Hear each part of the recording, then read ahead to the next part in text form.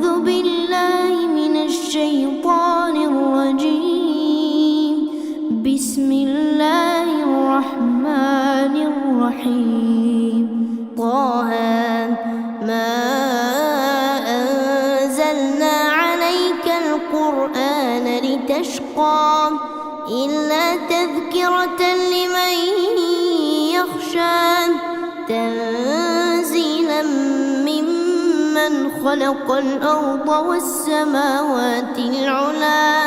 الرحمن على العرش استوى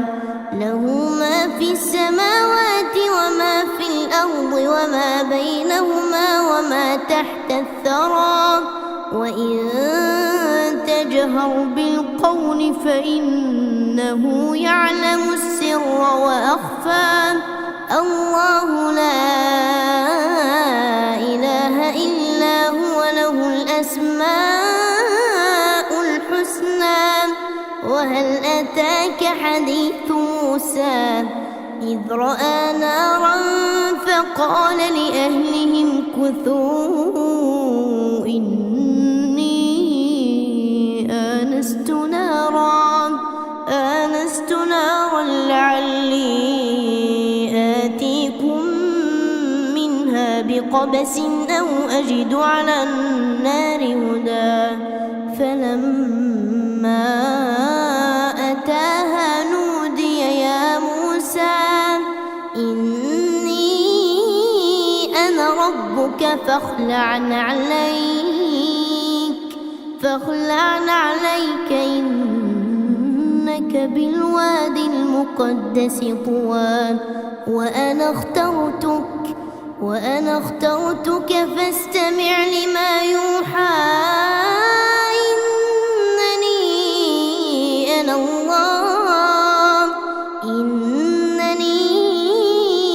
الله لا إله إلا أنا فاعبدني وأقم الصلاة لذكري إن الساعة آتية أكاد أخفيها لتجزى كل نفس بما تسعى فلا يصدنك عنها من لا يؤمن بها واتبع هواه فتردى. وما تلك بيمينك يا موسى قال هي عصاي أتوكأ عليها وأهش بها على غنمي ولي فيها مآرب أخرى. قال ألقها يا موسى فألقاها فإذا هي حية تسعى. قال خذها ولا تخف سنعيدها سيرتها الأولى واضمم يدك إلى جناحك تخرج بيضاء من غير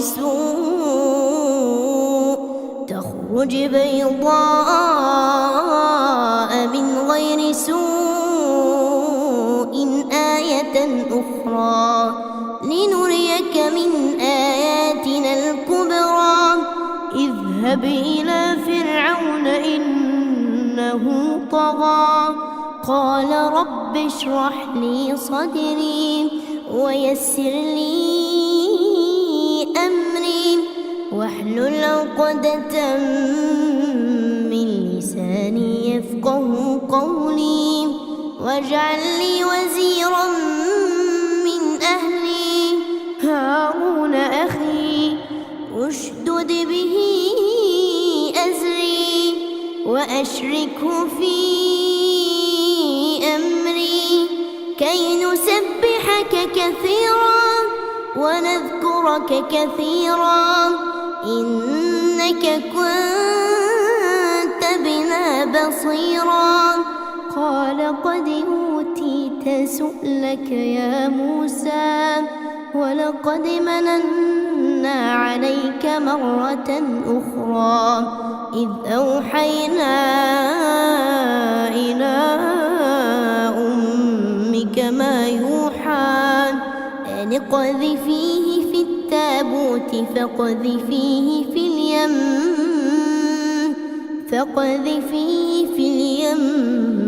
فليلقه اليم بالساحل يأخذه عدو لي وعدو له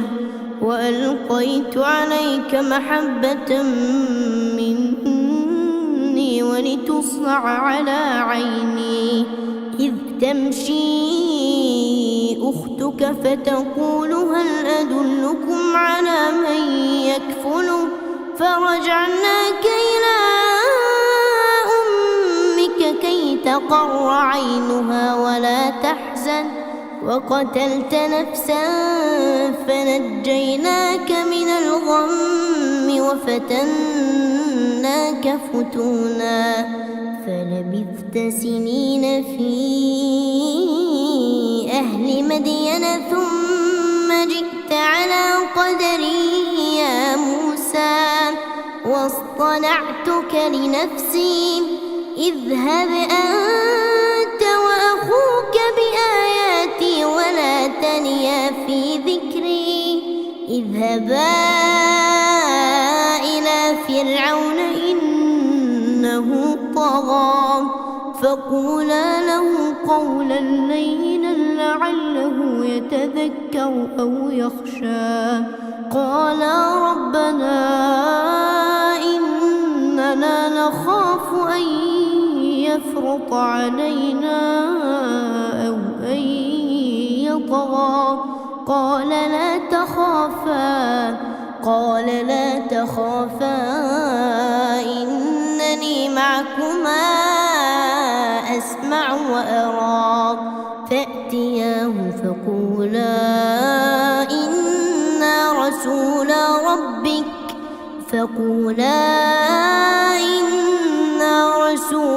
ربك فأرسل معنا بني إسرائيل ولا تعذبهم قد جئناك بآية من ربك والسلام على من اتبع الهدى إنا قد أوحي إلينا أن العذاب على من كذب وتولى قال فمن ربكما يا موسى قال ربنا الذي أعطى كل شيء خلقه ثم هدى قال فما بال القرون الأولى قال علمها عند ربي في كتاب لا يضل ربي ولا ينسى الذي جعل لكم الأرض مهدا وسلك لكم فيها سبلا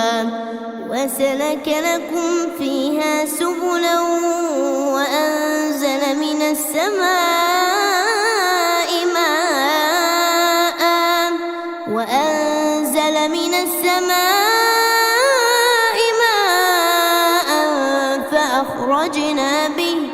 فأخرجنا به أزواجا من نبات شتى كلوا وارعوا أنعامكم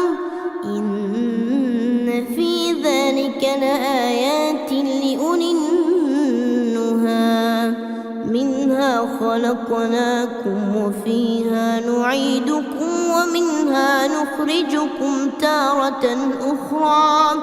ولقد أريناه آياتنا كلها فكذب وأبى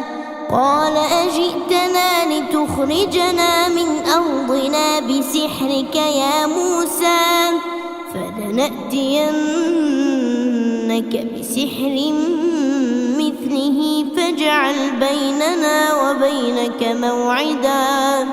فاجعل بيننا وبينك موعدا لا نخلفه نحن ولا أنت مكانا سوى قال موعدكم يوم الزينة وأن يحشر الناس ضحى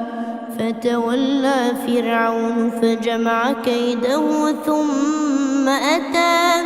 قال لهم موسى ويلكم لا تفتروا على الله كذبا فيسحتكم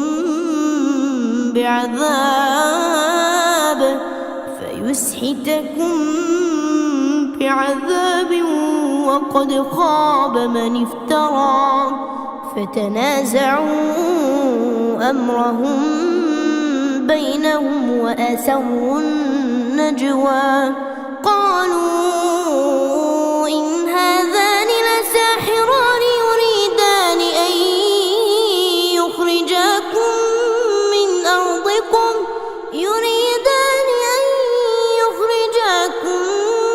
أرضكم بسحرهما ويذهبا بطريقتكم المثلى فأجمعوا كيدكم ثم أتوا صفا وقد أفلح اليوم من استعلى قالوا يا موسى إما أن تلقي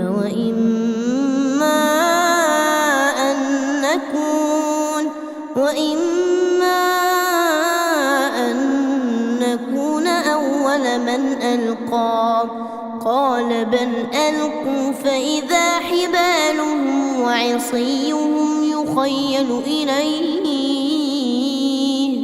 يخيل إليه من سحرهم أنها تسعى فأوجس في نفسه خيفة موسى قلنا لا تخف إنك أنت الأعلى وألق ما في يمينك تلقف ما صنعوا إنما صنعوا كيد ساحر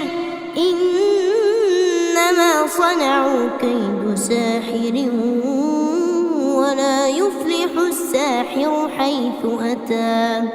فألقي السحرة سجدا قالوا آمنا برب هارون وموسى قال آمنتم له قبل أن آذن لكم إنه لكبيركم الذي علمكم السحر فلأقطعن أيديكم وأرجلكم من خلاف ولأصلبنكم في جذوع النخل ولتعلمن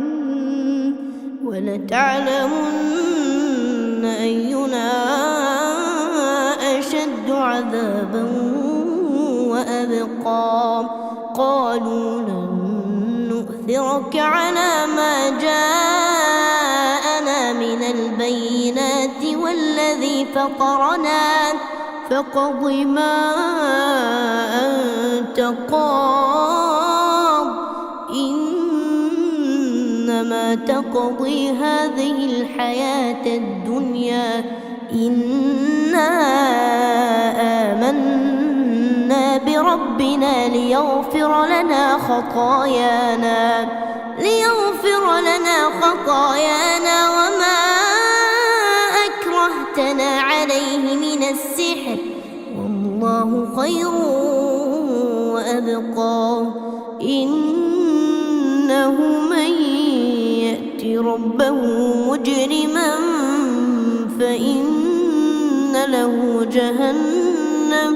فإن له جهنم لا يموت فيها ولا يحيا ومن يأته مؤمنا قد عمل الصالحات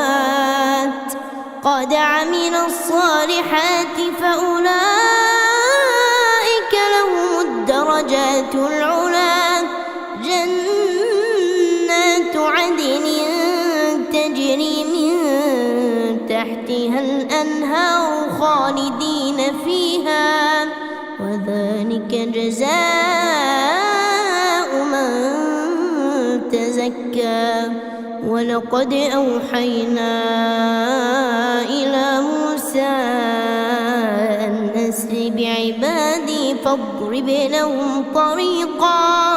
فاضرب لهم طريقا في البحر يبسا لا تخاف دركا ولا تخشى فأتبعهم فرعون بجنوده فغشيهم من اليم ما غشيهم وأضل فرعون قومه وما هدى يا بني إسرائيل قد أنجيناكم من عدوكم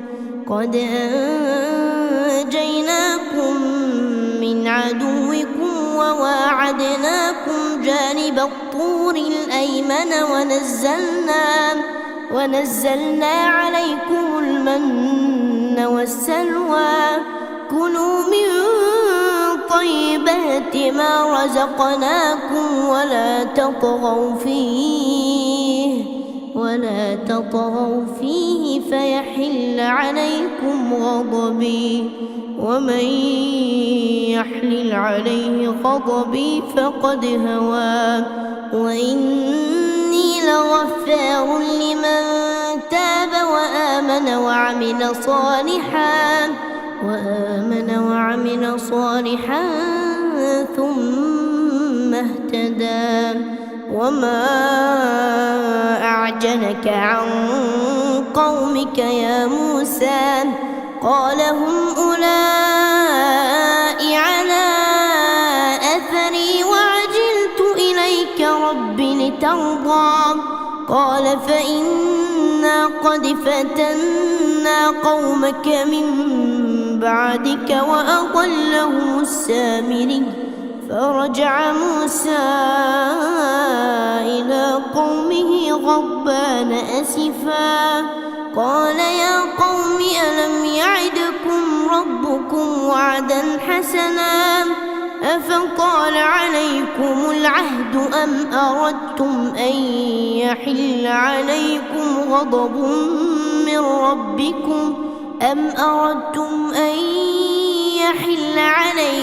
غضب من ربكم فأخلفتم موعدي قالوا ما أخلفنا موعدك بملكنا ولكننا حملنا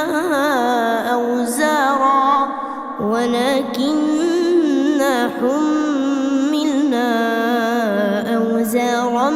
من زينة القوم فقذفناها فكذلك ألقى السامري فأخرج لهم عجلا جسدا له خوار فقالوا هذا إلهكم وإله موسى فنسي أفلا يرون ألا يرجع إليهم قولا ولا يملك لهم ضرا ولا نفعا ولقد قال لهم هارون من قبل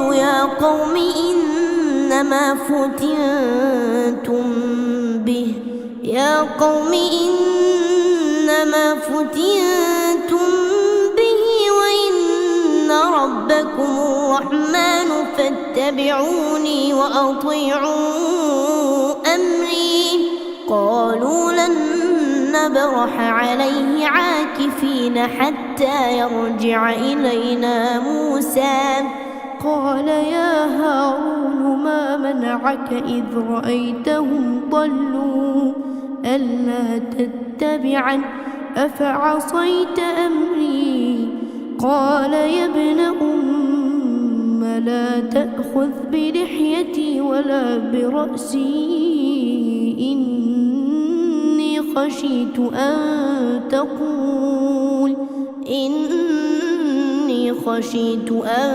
تقول فرقت بين بني إسرائيل ولم ترقب قولي قال فما خطبك يا سامري قال بصرت بما لم يبصروا به فقبضت قبضة من أثر الرسول فنبذتها وكذلك سولت لي نفسي. قال فاذهب فإن لك في الحياة أن تقول لا مساس وإن لك موعدا لن تخلفه وانظر إلى إلهك الذي ظلت عليه عاكفا لنحرقنه ثم لننسفنه في اليم نسفا. إنما إلهكم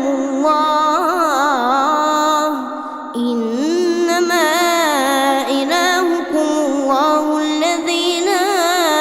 إله إلا هو وسع كل شيء علما. كذلك نقص عليك من أنباء ما قد سبق وقد آتيناك من لدنا ذكرا. من أعرض عنه فإنه يحمل يوم القيامة وزرا خالدين فيه وساء لهم يوم القيامة حملا. يوم ينفخ في الصور ونحشر المجرمين يومئذ زرقا يتخافتون بينهم إن لبثتم إلا عشرا. نحن أعلم بما يقولون إذ يقول أمثلهم طريقة إن لبثتم إلا يوما. ويسألونك عن الجبال فقل ينسفها ربي نسفا فيذرها قاعا صفصفا لا ترى فيها عوجا ولا أمتا. يومئذ يتبعون الداعي لا عوج له وخشعت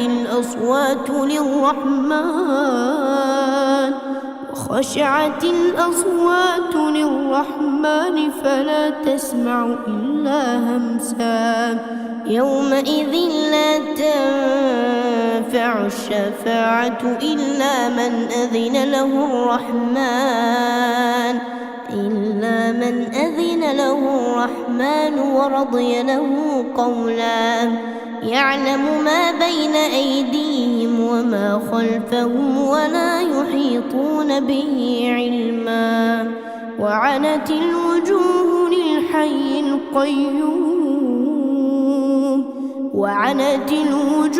للحي القيوم وقد خاب من حمل ظلما. ومن يعمل من الصالحات وهو مؤمن فلا يخاف ظلما ولا هضما. وكذلك أنزلناه قرآنا عربيا وصرفنا فيه من الوعيد لعلهم يتقون أو يحدث لهم ذكرا. فتعالى الله الملك الحق ولا تعجل بالقرآن من قبل أن يقضى إليك وحيه وقل رب زدني علما. ولقد عهدنا إلى آدم من قبل فنسي ولم نجد له عزما. وإذ قلنا للملائكة اسجدوا لآدم فسجدوا إلا إبليس أبى. فقلنا يا آدم إن هذا عدو لك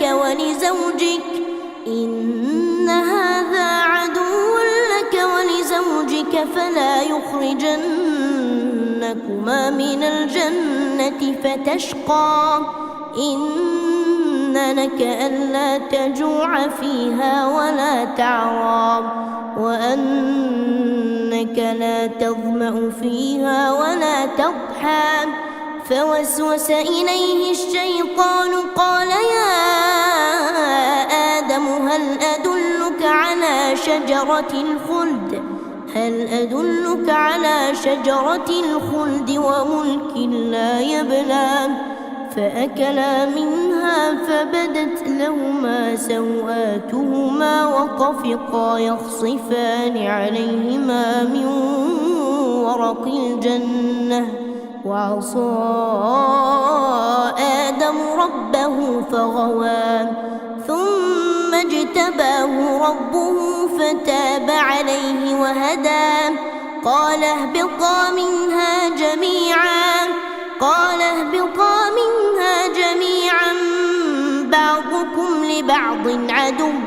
بعضكم لبعض عدو فإما يأتينكم مني هدى فمن اتبع هداي فلا يضل ولا يشقى ومن أعرض عن ذكري فإن له معيشة